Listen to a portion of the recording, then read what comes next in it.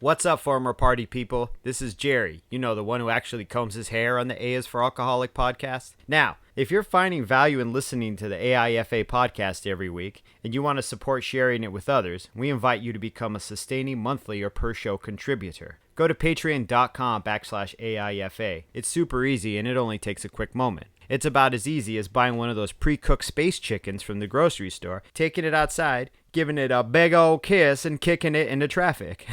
Why would you do that? Anyway, you do you, and I'll do me. Again, go to patreon.com/AIFA. And with that, people, let's start the show. A is for Alcoholic is a program about recovery. My name is John, and I'm an alcoholic. And my name is Jerry, and I'm an alcoholic. Join us as we go through the alphabet of alcoholism, one letter at a time. And here we are once again, Jerry, back in the A is for Alcoholic studio. Back in the studio here. As always, our program is brought to you by Green Camel Press. I got to tell you, so I have a little story about the t-shirt. I do. Okay. I put it on one of my Instagram stories a couple days back, but I was going to a job interview, and I wanted to go on my run, but the place called, and I couldn't do both. I couldn't go to the interview and go on my run because I was like, "Oh, can you see us? Can you come here in an hour?" I was like, "Sure," but I thought, "Oh, I'll pack all my stuff up, and I'll just run afterwards, and I'll just kind of change in the parking lot," which is always kind of a dicey situation, you know. Yeah, it is. Yeah, but you've done it though. We've all done it. Not like I was getting completely naked, but I went to the interview and it was fine. And I don't know if I'm going to get the job or take the job or not. But I brought my Green Camel T-shirt to jog in, and I got to tell you, it was soft. I'm not really I usually like a V-neck. I don't usually like a full T-shirt, but it was soft. Yeah. It was comfy. It was great. I think I ran about 5 miles that day. I'm just telling you. This is just a way for you to horn in that you ran after your job interview. Is that what it is? Is that I don't know. A humble brag? It just sounds suspiciously like it. But you know, the idea was the point I was trying to make is the t-shirt was really comfy, and you should go get a t-shirt at greencamelpress.com. You can run in it. Won't chafe your nips. It won't. I had that issue today. I had this shirt and it was a V-neck. And I had to, at one point I had to take the shirt off because my nips were getting chafed. And it's like, I don't know what the answer is. Is it like Vaseline? Are there big Band-Aids? Is it a combination? It's a Green Camel Press is your answer there. There you go. Mm-hmm. I had a basketball jersey that would chafe my nips, but I think it was just my higher power telling me not to wear a fucking basketball jersey. For like the Atlanta Falcons or something? Some shit, but every time I wore it, man, it just chafed my fucking nip nops all up, dude. It was rough as hell. You need a proper t-shirt. Yeah, now I wear proper. Well, I'm in an undershirt right now, but it's hot out here, man. And I'm Italian Mexican, so I'm allowed to wear undershirts like normal shirts. So yeah, sorry, there's ice in my water. GreenCamelPress.com, and I got to go, and one of the things that I just released a podcast today. It's sort of like a little mini episode with our friend Joe, who does the music for us here. Mm-hmm. And he was driving on a road trip, and we got to hang out and talk out in the redwood forest, and it was cool. It was good. We had got to have a nice, genuine conversation, and he's doing well. He looks good. Yeah. He does look good, yeah. He looks healthy. We got some tacos and just talked about, life and loss and music. Talking about tacos, man. But I did a little interview with him about the music and where his inspiration came from. And at one point, I mean, not that I want to ruin it for you, you should listen to it, but I will. He's like, yeah, I was kind of thinking about the Barney Miller soundtrack or the theme song. And I was like, oh, really? That's pretty dope, dude. That theme song is funky, dude. Mm-hmm, very funky. It is. Yeah. So that was cool. So go listen to that if you're interested in it. It's less about sobriety and more about the production of the of the track. Right. But Joe, I don't think Joe drinks though. No, he doesn't. No. He's But he never. I don't think he drank like we drank. I think he watched us drink and was like, "Oh, those fucking When we guys." were younger, yes. I mean, I have a couple of memories with him. We used to get together and drink, but not in the same way. Not like you and I. No. No, not at all. No. Yeah. Excuse me. He used to say, but did I say that? I'd always bring over a bottle of Early Times, and he'd be like, "Early Times for early rhymes." That was our joke. No, you used to say that too. Yeah, because they were. Yeah, John would get drunk and start rhyming everything. It was, Not very well, not in sort of no, a, not well. No. it was just fall out of my head. But yeah, so here we are again at the beginning of the alphabet. Boom. This is Cause a wheel, dude. We're on round the wheel, 3. dude. Cause a wheel. How was your 4th of July? How was your sober birthday? Nothing. There was nothing. I mean, it was what's the word I'm looking for? Eventful. Mm-hmm. It was good. It was nice and calm. It was pretty relaxed. You know, we asked Olive if she wanted to go see fireworks, and she was like, "Nope, I don't really want to be around people." And I'm like, wow, I'm really raising you just like me, aren't I? And my wife was like, all right, cool. Like, we didn't even light off sparklers or anything. I had made Mexican shrimp cocktail and ate a banana cream pie. Not the whole pie, like a piece. Yeah. Because I wanted a pecan pie, but apparently that isn't seasonal. Like, pecan pie is not popular in the summer here in Oregon. I have no idea. It's impossible to find one. So that was it, really. I had a piece of pie and a bunch of Mexican shrimp cocktail de camarón, and Sounds great. I mean, I drank some iced tea and hung out with my wife and listened to music, and I went swimming in our little pool in the backyard. It was great. It was the a pool? really good day. Very cold. Like, really fucking cold. Right on. Yeah, How was yours? What'd you do on my sobriety birthday? on your Did you sobriety celebrate on me? my 4th on your 4th. I worked my final day at the job that was making me unhappy. Made some money, went home. The next Right. day, so I guess it would have been Saturday. That's the day that I went out and hung out with Joe. So I went and saw him on my sober birthday, and then spent the next day with my girlfriend, and we just hung out, and it was super chill and not much of anything, and we got some vegan Caesar salads, and just relaxed. Oh, the dressing was vegan. Right, yeah. yeah, all that business. So I was like, there's meat? no, she's in love with these like Urban Remedy vegan Caesar salads at Whole Foods, and she's like, if you go and pick me one up, I'll buy you one. So I got one, and it's pretty tasty. I got to tell you, it was. I might try it. There's a Whole Foods by the tattoo shop. Maybe I'll send the counter guy down there and make him walk down the Whole Foods. Give me what'd you call it? A vegan remedy? It's Urban Remedy is the name of the Urban company, Remedy. and they do like ginger shots and different stuff. But it was really tasty. I don't know, not that they're sponsoring anything here, but No, The they point- should though. yes, the point is that it was tasty. We had a good time. We relaxed. We hung out. It was a great weekend, and 4 years sober. So 4 years, man. 4 years 4 years out of the hole. Oh, I shaved my beard off too. I don't know if you can tell. I can tell. I shaved my beard off. Yeah, exactly. I don't know if the listener can tell my voice is different because No. it's not coming through a mustache. I shaved the beard off, and then the day, 2 days later, I was at the shop working, and this guy's like, "You got a real Steve Buscemi vibe going on. You know that?" Is that a good thing? And I went, "Thank you, Yeah. I guess." And he goes, No, man, Steve Buscemi's a badass. And this was the guy that was the speaker for that meeting, too. Oh, okay. And he's like, "You got a real Steve Buscemi vibe, man." And then when he left, the guys at the shop were like looking up pictures of Steve Buscemi, and they're like, "I don't see it." And I'm like, "Me neither, man." Like Maybe but it a was young funny, though. Buscemi or something? I don't know, just the general never- vibe. I have no idea, man. What about that woman who said you were the next Johnny Carson? Yeah, I wanted to talk about that one day on this podcast where it's Can you tell that in story? line. I was standing in line, and this was back when you could get the cigarettes. They didn't have them behind the counter, maybe. I was holding, I think, 4 packs of cigarettes. Mm-hmm. I don't remember what I was doing, but I had 4 packs of cigarettes, and Johnny Carson just fucking died of fucking lung cancer. And I'm buying 4 packs of cigarettes, and this woman who was in front of me or behind me was like, "Oh, you're the next Johnny Carson, huh?" And I was like, Jesus. I'm like, "Do you know me? Do you know how funny I am? Because I'm pretty fucking funny, actually. Yeah, thank you, thanks, And then just didn't know where the fuck that was coming from, right? Turns out it's because I was smoking 4 packs of cigarettes. She was digging on your Just habit. digging on the comedic stylings of super hungover Jerry Right. in Seattle and in Ballard at the Ballard Market or whatever. No, it was at the dollar store getting cigarettes at the dollar store. store. You're Yeah. the next Johnny Carson, huh? Like, So today, you've seen my act. You've seen my act. right? Oh man.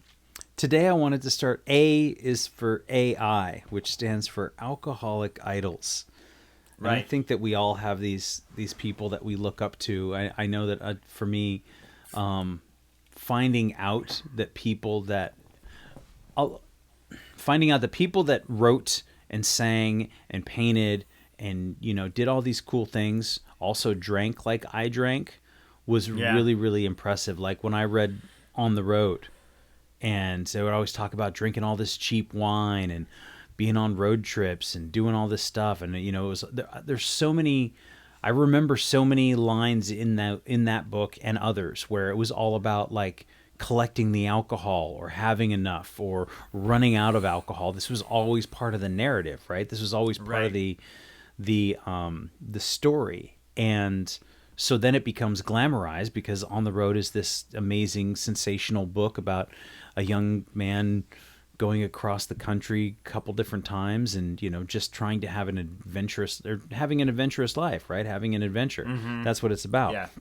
So you get really super excited. And I also, as you are, a huge Bukowski fan. Yeah. I don't even know where to begin with Bukowski. I don't remember the first person. Maybe you gave me a book of his. I don't know if I don't remember. Might have been me. I remember getting it from Coda. And, Coda was the one who introduced me to Bukowski, our friend. Mm-hmm. And I just remember reading all this stuff, and it was gritty, and it was dirty, and it was kind of gross. And I was like, I'm gritty and dirty and gross. This is cool, man. And I want to write poems about, I fucking, woke up, took a beer shit, fucking scraped my navel. Jacked off in the bathtub. Yeah, exactly. All this stuff, like fucking puked red wine all over the floor, rolled over, and, I don't know. It's just really lots of like awful stuff that now I would look back and go like, oh God, that would be an unacceptable way to even start the morning, to live. It's the idea of dodging like the dominant paradigm, right? Like of trying to live under the thing that is normally going on in society and wanting to be below it or behind it and not being part of it. Not walking in lockstep with everyone else, I think with that, and Bukowski writes a lot about it too, there comes this level of isolation, right? And so there's all of this, I'm not part of society, man. I do my own thing, and I live in a fucking, one room cool water flat, and I drive water flat. I drive my VW Bug to the liquor store when it runs, when it's not too cold out, and it'll start up. Otherwise, I got to bundle up and walk to go get another bottle of cheap red. And which is not to discount his writing, because there's a lot of his writing that I love. I mean, there's like, as my friend Nabil puts it, he loves his economy of word, that he uses short words and short sentences and evokes a lot of emotion and a lot of imagery from that, you know. But I found myself wanting to be Bukowski very early on. That apartment that I had in downtown Seattle, if that wasn't a Bukowski fucking room, I don't know what was. Neither do I. Jesus, I had the typewriter. I had the fucking halfway house next door. I had the black lacquered floors and the fucking tub with no shower. It was, and we used to get together and drink and drink and drink. Or if I was alone, I would drink and drink and drink and try to. I would say you never cooked a meal in that kitchen. I don't know if you ever cooked an entire meal in there, no. other than like ramen. Mac and cheese. It was hastily creepy in made there. sandwich. Yeah. Hastily made sandwich. Yeah. And I still have. I've been getting rid of things, and I've been getting rid of some books, because my feeling on books lately has been, well, if they're not out there for somebody else to read, then what good are they doing me on my shelf? Because nobody comes over and says, oh, what are you reading, or what do you like, or how do you define yourself through the novels you keep on this bookshelf? Right. And I have, but the few that I have not wanted to get rid of is this huge stack of Bukowski books, man. Mm-hmm. Like it's almost a whole shelf. And Well, give me some. I'll take them. Yeah, see, and so yeah, I mean, I might, man. I've been thinking about it, and as I pare down things, like, what am I supposed to do with these? I've read all the ones I wanted to read. I got some of his later in life poems, and they're not very good. Mm-hmm. They're him that are sad and talking about his cats. They are about his cats, and later on in his life when he's so. I don't know what too old and fucking pickled to like go anywhere. It's me and Pom Pom. Right? Yeah, like it's me and Pom Pom. Yeah. I'm just trying to, I try to remember that I think part of why I would glorify that kind of life is, I heard this in a meeting, that what alcoholics do is regular people will change their behavior to meet their goals. Alcoholics will change their goals to meet their behavior. Yeah. So I could always just say, well, I guess I'm not getting out of bed today, or I guess I'm not, cleaning up the house, or I guess I'm not going to take that recycle out because there's too many bottles, or I guess I'm not going to, empty the ashtray because why? What's the point? I'm just going to lay on this couch and drink anyway. Right. So I don't know how you feel about that idea of the Bukowski lifestyle, or where it fit into your. I mean, you were much cleaner than I was. I will say this, even in the drunkenness, you were always much cleaner than I was. My bathroom always smelled like pee, though, and everybody would be like, "Your bathroom smells like pee really bad," and I never knew why. I was always like. It would just escape me why my bathroom would smell like pee constantly. And then after I got sober, it occurred to me that I was getting up at like 2 a.m. drunk to pee, and just there was no control. Mm-hmm. I'd just pee all over the wall, the floor, and be like, I see you bought tickets to the show, like. Right. And I'd mop and clean in there. I mean, so yes, I was cleaner. But I just put that out there in the world for a podcast here. But whatever. If you knew me back then, you went to my house, you'd be like, dude, are you just peeing everywhere in here? And I'm like, I guess so. I guess that's how we do this here, yeah. But, I mean, do you know that the Bukowski thing appealed to me more in that I liked the fact he was so morose. And I liked the misery of it and enjoying the misery of it because I really liked being miserable. Like, I loved it. It gave me power. Mm-hmm. But I also really gravitated towards the Hunter S. Thompson stuff. Tell me. A lot. Well, because there was a lot of savagery in there and a lot of, like, this aggressive masculinity that I felt like I really lacked as a person. And so that was my ideal, because... Yeah. Even with Bukowski talking about fighting all the time and shit. And a lot of that shit on both their ends was just lies. Like, it was just made up. Like, it was just made up to write a good fucking story. Like, you really think Bukowski fucked all those ladies? No, dude. That dude was a train wreck. That dude was like 100 miles of fucking airplane crash. You know what I'm saying? Like, so the same with Hunter, like, did he take on these mythical amounts of drugs? I bet he did when he was young and strong and his body could handle it, but But I think to me, it was the idea of losing control and just not fucking caring. Because I was so hyper-focused on myself and what I was doing and how I presented myself to the world and how everybody saw me, that I was really enamored with the idea of not caring what the world thought. But even when you read those guys, they had very obvious affectations, them as people. So, I mean, as far as those two writers in general, they were definitely... a big source of that affectation I put on of drinking, and then over time realized that this affectation of drinking was this detriment to my character. It was like just a broken part of my character, I don't know if broken's the right word for it, but well, I like the idea. Well, I relate to the idea of the savagery and the masculinity that I lacked, because as you, I also really enjoyed listening to Morrissey, and there was very much a feminine side to me that was always there and was always made fun of as a kid. Absolutely. So then it became this like, ooh, here's something exciting. This is what I can do to be a man. I can drink. Right. And if I can drink, yes. I can drink and I can be strong and I can be powerful with this drink and I can be more powerful than anybody else in this room. And I will prove it by being the only one left. And that was just because I would scare the shit out of everybody, or I would outdrink people, or people who were normal were like, dude, this is too much, man. We're done. I gotta go. You know? Yeah. And but I really latched onto that in a big way with that kind of thing. Although I never liked to fight. No, neither did I. Yeah. Getting hit really sucks, and I was not a good fighter.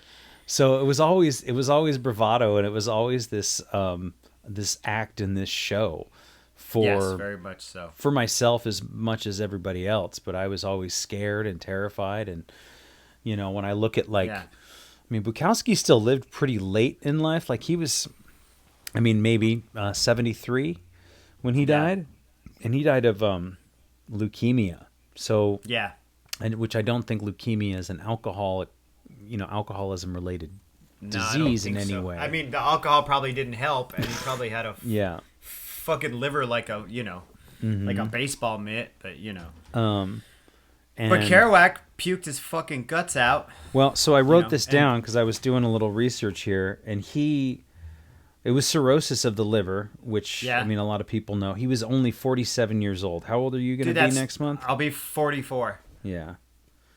And abdominal hemorrhaging, which basically, I don't know how much puking is involved, but basically the cirrhosis of the liver, I don't know exactly what happens, but something like ruptures in your gut and it just bleeds into your body cavity.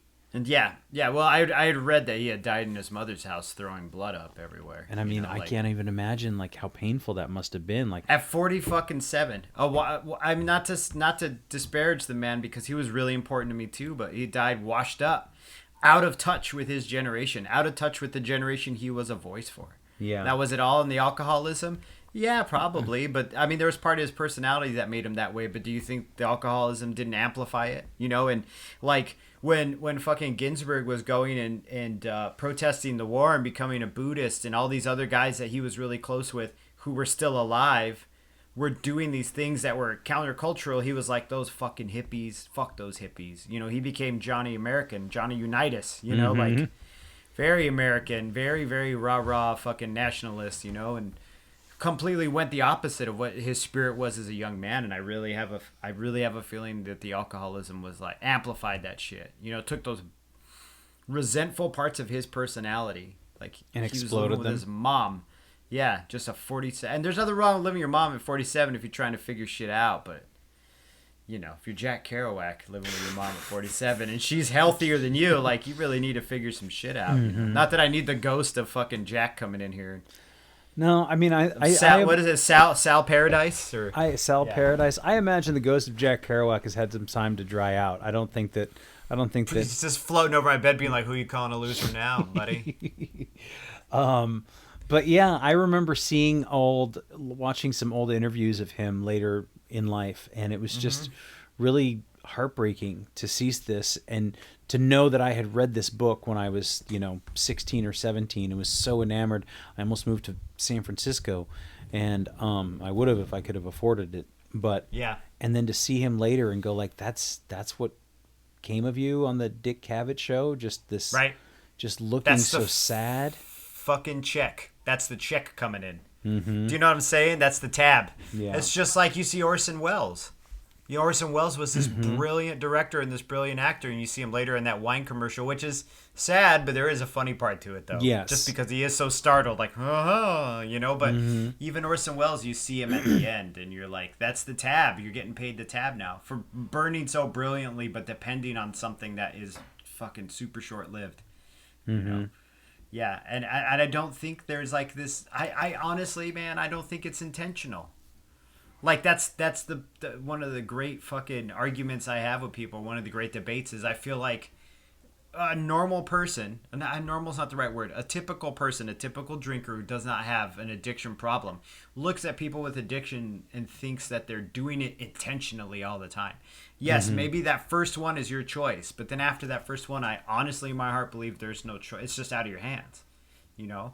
But you do. You wake up in the morning, you have that choice to have that first one, do you know? But I think the typical, and I hate to fucking blanket statement it like that, but a lot of the people I've spoken to look at it that way. That like you have the choice to keep doing this to yourself, and you do. But I really honestly believe it goes back into what our 12 step says. It's like you're powerless in the sense that that first one, you got power over the first one, but then after that, it's like it's all gone.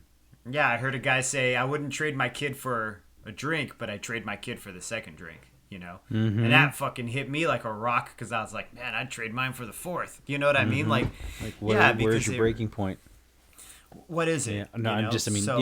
How no, many that's what I'm drinks? saying. I'm reiterating how many is it. But also, I don't know, man. It's a funny subject we're talking about because I've been thinking about it after I texted you, and I was like, I don't know even where it comes from or who's to blame or what it is or if it is a thing that is blameful or blameless, because in this society we've really lifted up the culture of drinking as a way to escape, you know what I mean, to escape everything, escape your problems, your financial problems, your marital problems, the problems you're having, just being a person in general. Being a person's uncomfortable as fuck, dude.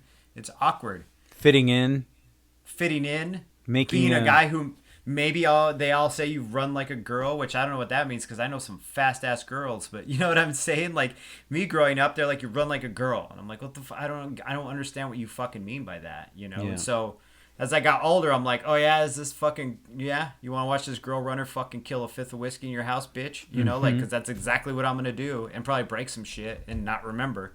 Speaking of which, the U.S. soccer team, women's soccer team. Congrats. Yes. Hell yeah. See, that's running like a fucking girl. I mean, not to turn this into the, you know what I'm saying though? It's Yes. like we talk about being two men, being two specific types of men in this society, reading these authors, taking in this, I mean, we haven't even gotten to actors or music yet, you know, like taking this in as an escape from from the society's perceived ideal of what masculinity is, you know?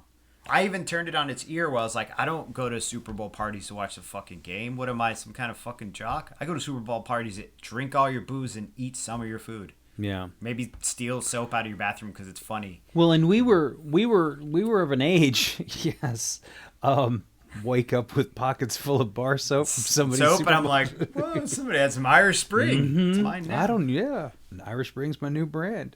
Yeah. But that we would read these things, and this was even when we were growing up, so we'll say in the 90s, right? So when we were coming of age, you know, teenagers, 20s, and trying to figure out what it means to be a person, let alone be a man.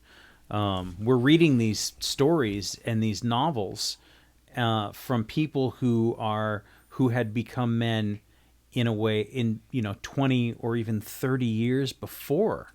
Right? So things are vastly different and culture is vastly different, and it wasn't until I quit drinking, and it wasn't until I've gotten more just in tune with the world, right? More connected with culture, and you go like, this is not something like, oh my God, everything is changing. What is happening here? Like, it's been changing for a long time. Yes, that's so funny you bring that up. I love that. And maybe I'm just more aware of it, and maybe there are certain things that are changing, and there's, the growth, much like sobriety, the growth is not always just incremental. It has explosions and spurts, and things happen to you, and you're like, wow, this is crazy. And so masculinity and being a guy and being a person is a whole different world, a whole different ballgame these days. And so it is yeah. What the way that Hunter S. Thompson would behave in Havana in 1956, I don't know, 56, 57. I don't know, I'm making that up, I don't know for a fact, but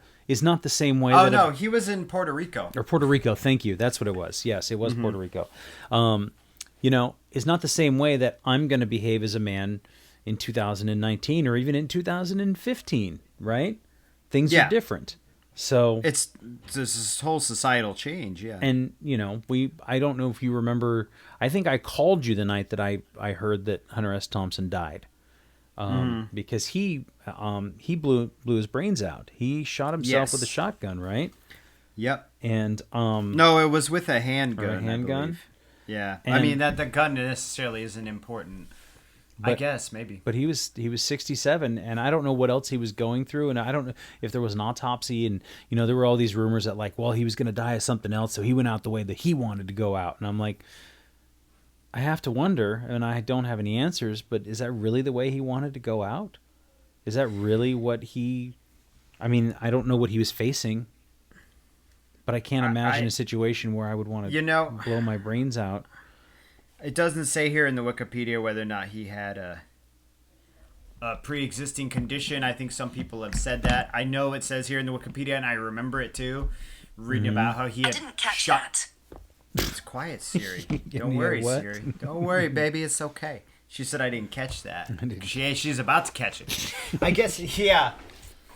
He shot himself in the head while he was on the phone with his wife. He called her and fucking popped his cork like while he was talking to her on the phone. Right? And I'm not saying that sober people don't do that shit, because they do that shit too. It's not just like, I don't know, man. Right?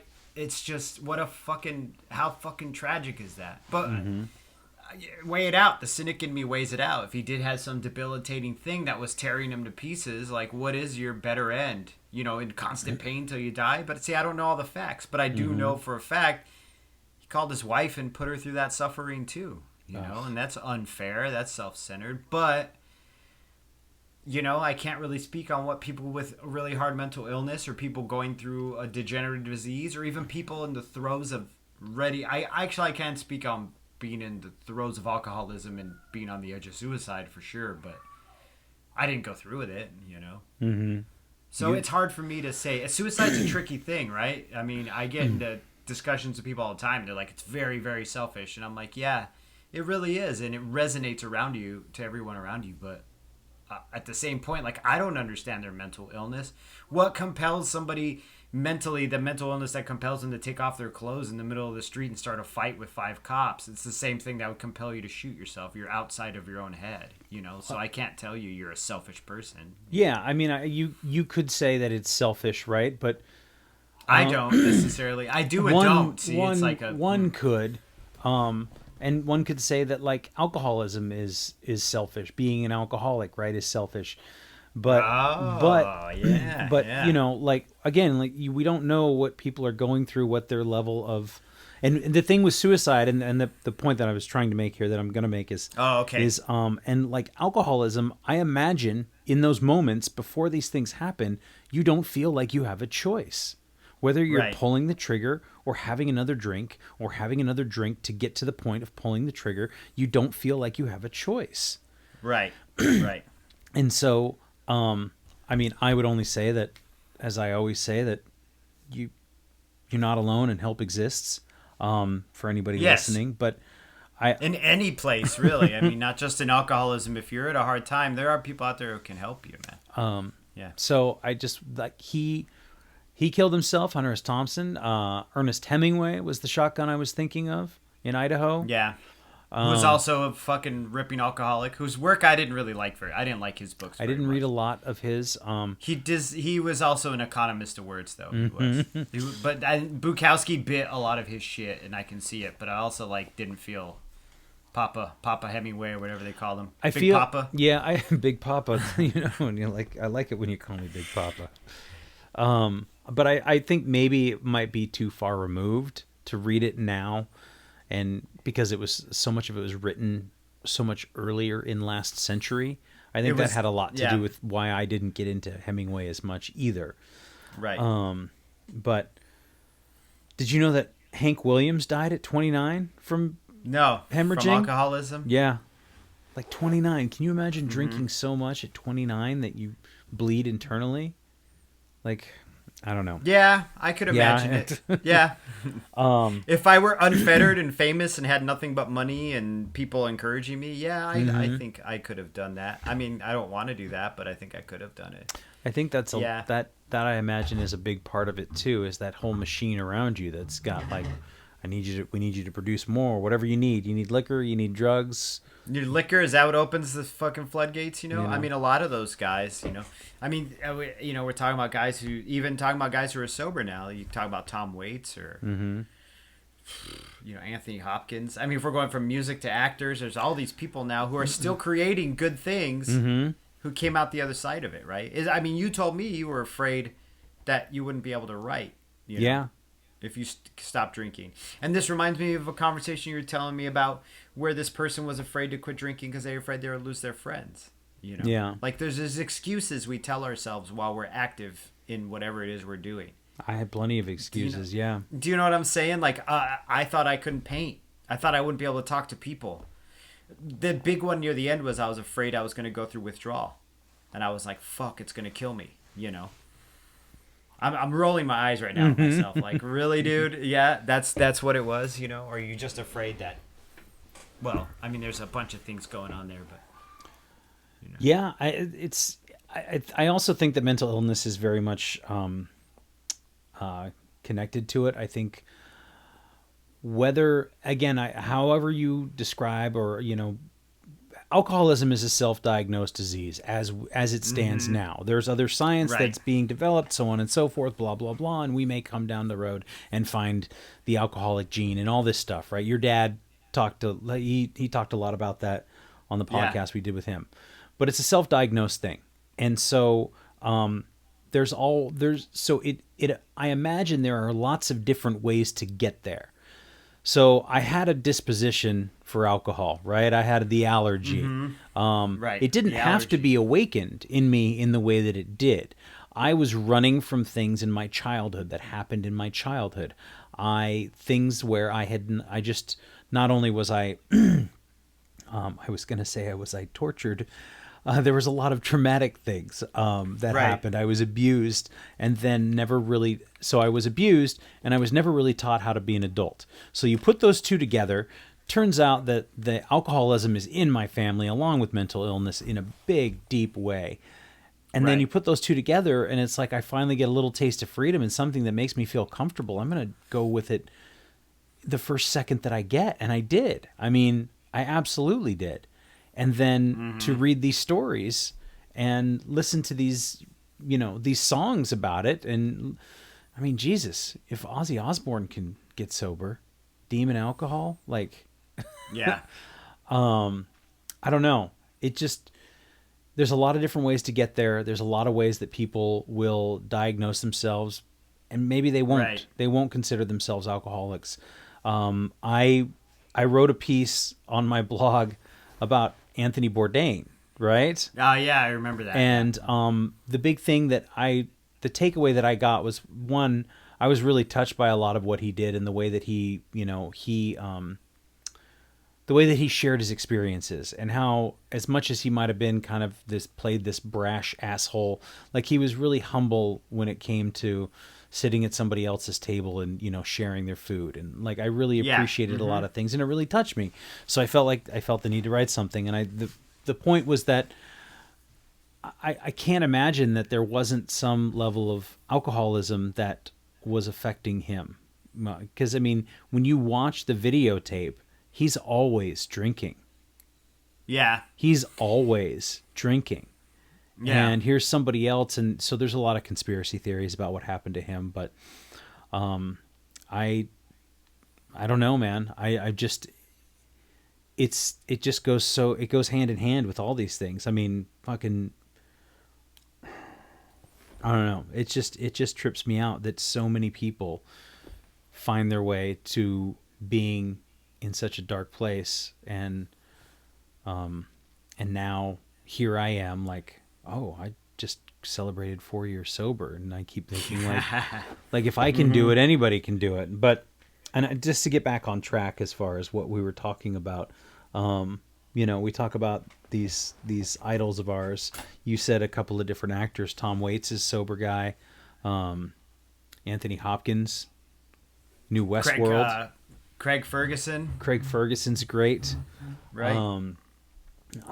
There's a bunch of them, dude. What's his name? Andy Griffith. Not Andy Griffith. Dick Van Dyke.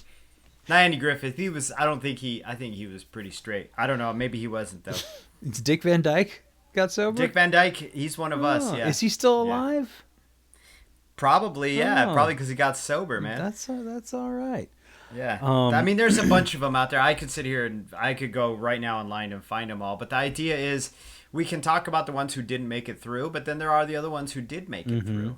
and there are tons of us who made it through, There are tons of just people who made it through. I went to that big convention this weekend and was just amazed by the amount of different types of people I saw there. Lots of older people, but then lots of fucking bikers and weirdos and non-weirdos, and just every angle of life was there, and what always blows me away is it's not that we're sharing this program because we are, but we all have that same little fucking pilot light in us, and that to me is really, it's very powerful to see, to know that there's other people who have that little pilot light in them, that you get a little loose gas on it and shit gets wild. You know what I'm saying? Like, so we don't turn on the gas. Don't turn on the gas, man. Leave it off, right? But I guess the subject of all this, and the way I'm looking at it, is like how these things not necessarily inspired us, because I think not inspired me because I think it was always in me, but just I felt encouraged. Sure. Yeah. And I'm in control of my own actions for the most part. You know what I mean? Like the media I take in, the things I read, the things I take in, it's up to me to decide whether or not that is truthful or not. That's not, you know what I mean? It's not the fault of the media I'm taking in. I need to be able to think critically and in an abstract way so that I can say, well, this isn't real. This is inaccurate. This isn't the way life would be. But at that point in time in my life, I was totally fooled by it. I was like, this guy is a fighter. This guy's out in the street fighting. This guy's writing these beautiful poems and reading them every night. All that shit. This guy's on the road, literally on the road, driving around trying to find America. But we lived in a time when America had already, you know what I mean? We were past all that, I think I'm talking about the zeitgeist of the time, but you know what I mean? Like, you would talk about being encouraged, and that's definitely by the media that we consume and by what we see. Right. And I'll give you an example of something that was very encouraging to me, for certainly to my detriment. But do you remember Jackass? Yes. Yeah. Oh yeah. Come on, we're that Jackass generation. All those guys are our age. That's all Gen X guys in their 20s. And I remember seeing it and thinking this was the most amazing thing in the world. And again, I feel like it was that reckless behavior to the extent to prove my masculinity on some level, right?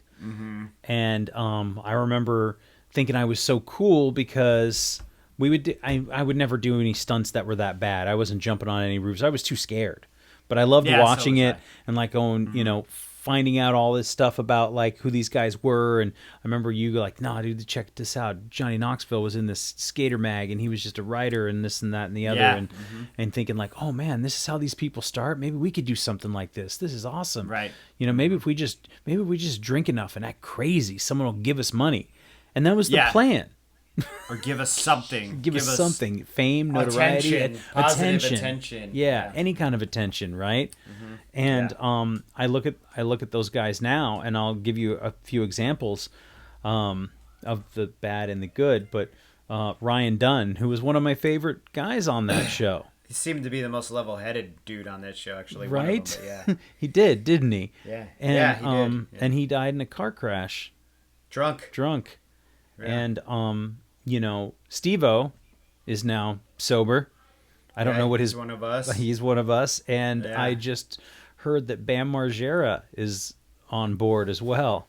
Yeah, he's been in and out of it, but I mean, I don't know, man. Talking about these famous people is so funny. I feel like we're like page 5 or page 7. I'm like, well, he's got a great support in Steve-O, but it's good to have a sober friend. It's good to gravitate towards the sober people. I mean, it doesn't need to be a page 5. I can do this. I can dish this dirt, man. You hear about 50 Shades of Grey? They spank each other. They like to spank each other. And you're right. It is good to have a sober friend, and it's great to have a sober friend. You need that. You don't need it, but the resource is incredibly helpful. It's good. I feel great to be the sober friend for people that are not. I'm glad you're my sober friend. Yes, I was just telling someone this today that I was telling my wife, I'm like, I don't really have a lot of friends in the program I attend. And it's not because they're not making friends with me. It's because I'm fucking weird and I'm trying my hardest to be normal and social. But I'm like, at least I have John though. Yeah. We may only talk once a week, but I talk to you more than I mean, I talk to you about as much as I talk to my mom and dad. Do you know what I mean? Like, I don't, and in none of my other friends, I don't talk to them at all, really. I mean, I get emails every once in a while. Maybe hit someone up on, PlayStation Live every once in a while. So Their headset's working. Headset's never working. I had this idea. Did I tell you this on the? I didn't tell you this when we hit record, and I don't know what you guys out there think about this. I told Jerry he spends a lot of time in Fallout. I've seen some of the amazing work that he's done, like architecturally and artistically, but that maybe he should have like a sober meeting in the Fallout. I don't know game. if it would work in a 76 server because we can't really communicate with each other, but it would be funny. And also, I mean, I could try it. People are assholes, though. I'm telling you. They would all show up with bottles of booze in the game and be like, just to make fun. I have no faith. I have no faith in the video game community. I wonder if, are you familiar with Second Life at all? Yeah, but does that even exist anymore? I thought that was like an X-Files thing. No, I think it's like computer. It's not like I don't think they do that anymore. That's some shit my dad was telling me about in 2000. No, like, Second Life. Second Life. VR. You heard of this Second Life, Jerry? It's you get to live another life there. You could be a dragon if you wanted to, Jerry. I'm like, dude, I'm just playing Resident Evil. Like, why was your dad encouraging you to be a dragon in virtual no, he wasn't reality? encouraging me. Okay. He just was trying to converse with me about Second Life. And now you're doing it. No, okay. I'm not saying you have to. Okay, let me rephrase that. I think I could do a sober, be like, I guess go out in the server and voice chat and be like, hey, y'all, having the dopest AA meeting. Are we having the dopest sobriety meeting on Fallout 76 on this server? So any of you 12-year-olds want to come? Get your ass down here. I mean, could you have like a closed lobby on Grand Theft Auto and I don't know. I guess. Go over to Michael's house. I think that would work better on a PC. Because the online community on PCs, you can actually rent a server and be like, this is the server we're all playing on. I mean, fair enough. Recovery people don't want to hear this conversation. But just know I like video games a lot. I play them a lot. And I'm not as much into them. I kind of... Anyhow, you're right. I guess that it was an interesting idea that if it could exist in virtual reality, it might be able to reach people that couldn't otherwise get out to be reached in this way. Right. And you can hit me up on Half-Life. On Second Life, you can hit me up. Half-Life is dope. You can hit me up in Second Life. I got a furry dog character. His name is Mantastic Sam. Is he just furry or is he a furry? No, he's like a what do you call it? He's like a man dog. I can't remember the name of it right now. Either. Somebody out there is going, it's called this, stupid. It's like the furries, like the dudes who put on the men and women who put on furry costumes and they don't just have sex. I mean, they hang out and shit too. Anthropomorphic. Boom. It's an anthropomorphic dog. Mantastic Sam. That's Fridays on CBS, right? You should go check out my barber. His name is Sam. He's fantastic. Sam. He's fantastic. So what do I do now, Jerry, with these idols and these people that I looked up to and were encouraged by and inspired by? I mean, I think there's a lot of beauty in Kerouac's writing, and it wasn't just the drinking, right? He went to the top of Desolation Peak, and he spent time in solitude, and there was a lot of stuff with Gary Snyder, and and he did dabble in that before everything else took hold. Yeah. But what do I do with these things? I mean, does Bukowski have a place in my life anymore? Well, that's up to you. Does Bukowski have a place in your life anymore? I mean, yes, absolutely. What I do is I still grant them reverence, and I'm still grateful to them for serving the purpose they had to serve, even if it was a detriment to my life. Because at the end of the day, I still have a ton of gratitude that I went through these detrimental things in my life, because I wouldn't, and I've just shared this the other day, I wouldn't be where I am now if I didn't walk through that fucking shit. It's true. It's not even fire anymore. I used to be like, oh, what matters most is how well you walk through the fire, right? That's that Bukowski book. And now it's like, it wasn't even fire. This is a big wall of poo. And I just walked through it for fucking 17 years, 18 years. And to them, I still owe them a debt of gratitude for showing me things in this world that I would have never seen, that have definitely contributed to my character as a person. As far as them reading them, because it's not like Bukowski reached through the page and he's like, fucking lap up another one, Rummy. You know what I mean? As it was more monkey see, monkey do. I watched him and said, "Look, I have depth. I am a person. I have depth now because I can do with this other person and ape their behavior."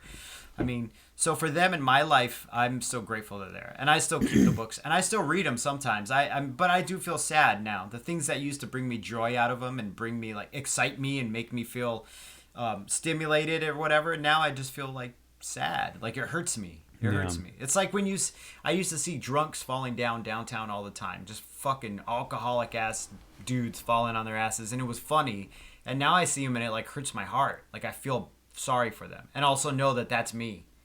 That's exactly me, man. You could be there. That's me. You could be there in a day, Wouldn't take a year. much. Yeah. I could do it at the end of this podcast. There's an old Bill Hicks bit about he talks about homeless people and he's like, man, all you need is the right bar, the right girl. What is it? He said like and the right friends, the right job or the right something. friends. Yeah, it was the right friends, bar, the right girl, and the right friends. And you're well on your way. And yeah, I hear that. I mean, I'm not discounting any of these things, and I'm not. No, not at all. I'm not giving away my books anytime soon. It's something that I've been thinking about. Though. Yeah, exactly. And just for the record, of the three big ones that we have talked about, Kerouac, Bukowski, and Hunter S. Thompson, I have quotes, writings from two of them tattooed on my body. So right, so do I. From one of them. So yeah. You know, and I guess it's not like, I mean, these people. This is how impactful their words were on me, that I was willing and excited to get these tattoos. You know, one of which you did, and right. The one that wasn't misspelled. But told you I got good grammar. I got that good grammar. So yeah, I wonder, like, and I've read On the Road at least twice, if not more, and I don't know that I need to read it again. But yeah, maybe I'll open up the Bukowski books and see what's up with him. And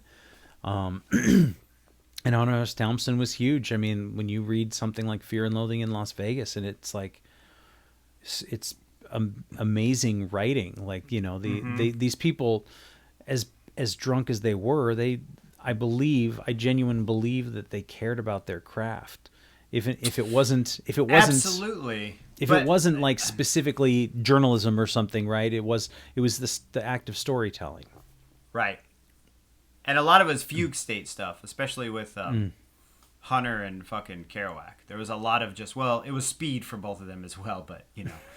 That'll put you in a fugue state. And to me, that was very alluring, man. That fugue state, that like being out of control. Once again, being out of control of your body and just fucking letting whatever is inside you flow out of you.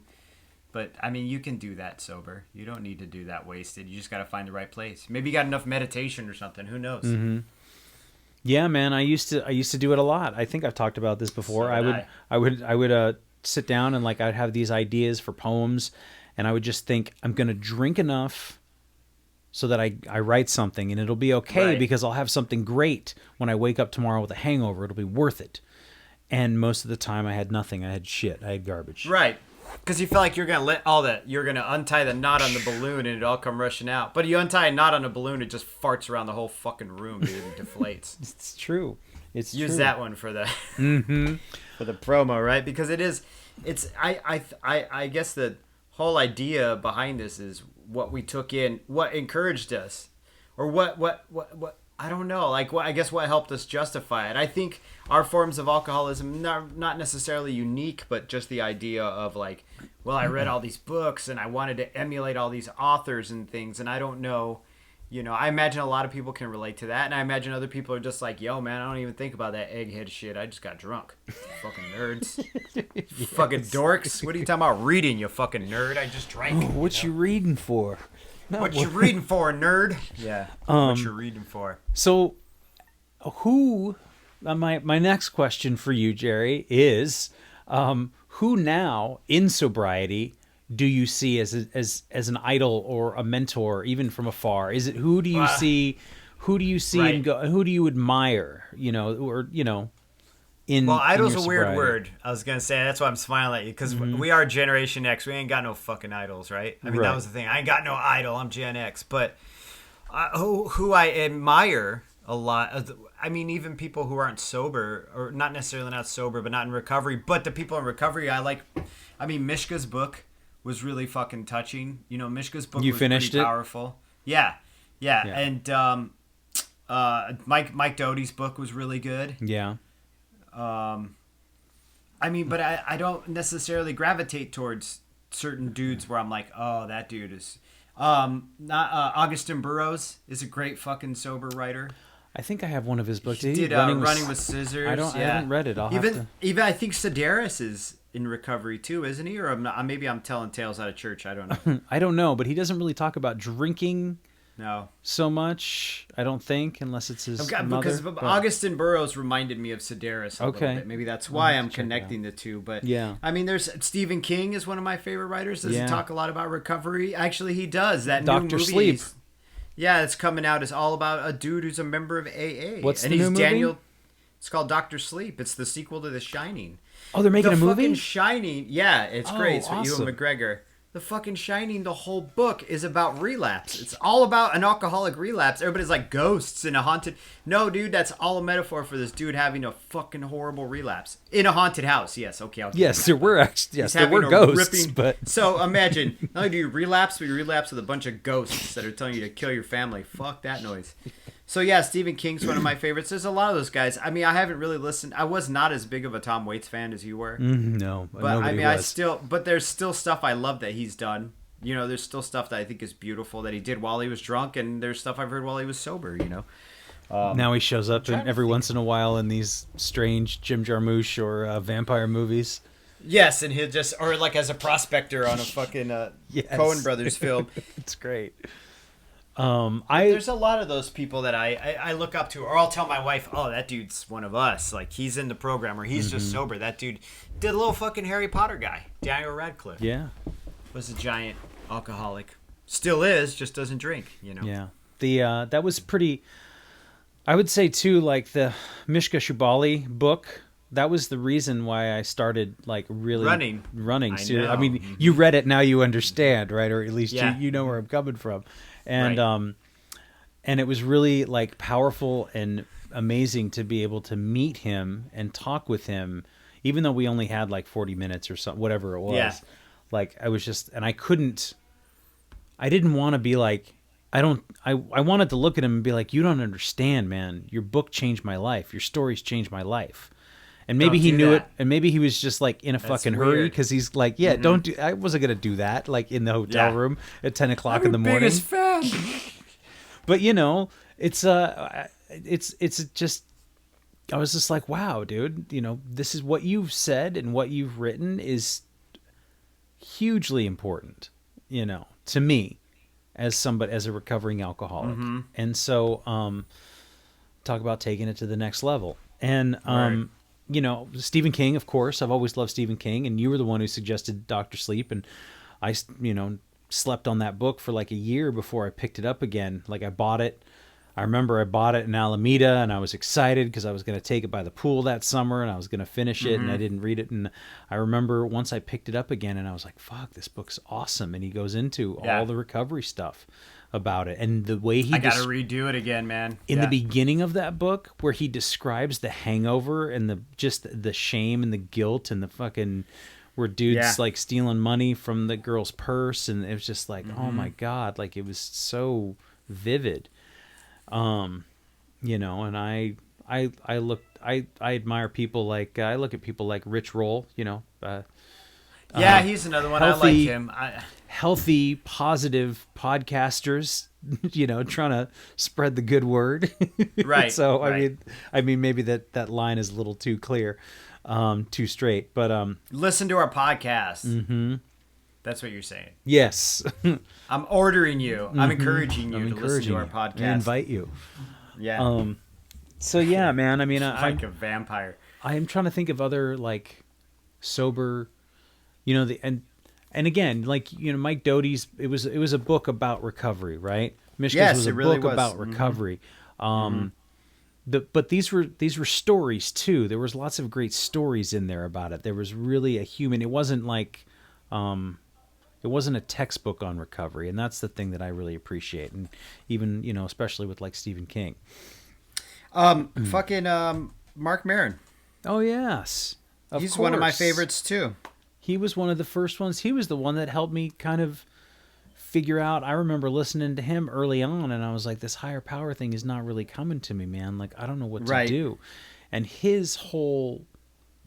there was one episode I wish I could remember from like 3 or 4 years ago, and I remember listening to it and going, I can get next to that. And that was like one of those little steps of encouragement in the right direction. Mm-hmm. Yeah. I love Maron. I love his stand-up. It's great. I'm trying to find people now. I mean, I know we're rounding out the end of this, but there's Jerry Joseph and the Jack Mormons. You ever listen to those guys? Jerry Joseph or John Joseph? Is he the... No, I'm thinking the Cro-Mags. No, it's Jerry Joseph and the Jack Mormons. He does like it's like more like kind of punk country, kind of countryish, bluegrassish. I always knew his name because my name is Jerry Joseph, and I was like, yeah. That's cool, man.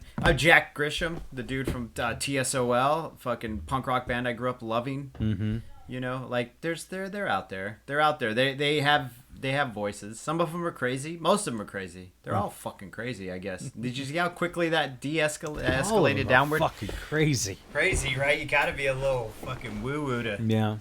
I'm reading this Julie Cameron, and she's a film director. But she wrote this book called The Artist's Way that I'm working with right now. It's kind of like a workbook, textbook. And there's a lot of parallels to 12 Steps in Recovery, and I wouldn't be surprised if she was not as well. It's an interesting book. But yeah, I mean, that's always the hard part, right? So the people that we look up to or had looked up to, trying to still find those pieces like ourselves, those pieces of ourselves that we want to hang on to, that we want to continue to, we don't want to lose ourselves entirely. We just try to grow and work on the better parts of it and leave the character defects behind and work on the character. What's the opposite of a defect? I don't know. Affect? No, affect. I don't know. Just a character awesomeness. We'll call it character awesomeness. Work on your character awesomeness. Build that shit up. Show off all the good stuff. And I just, I don't know. I think life is just so much better than imagining many of the painful ways that it could be. Not even end, just be.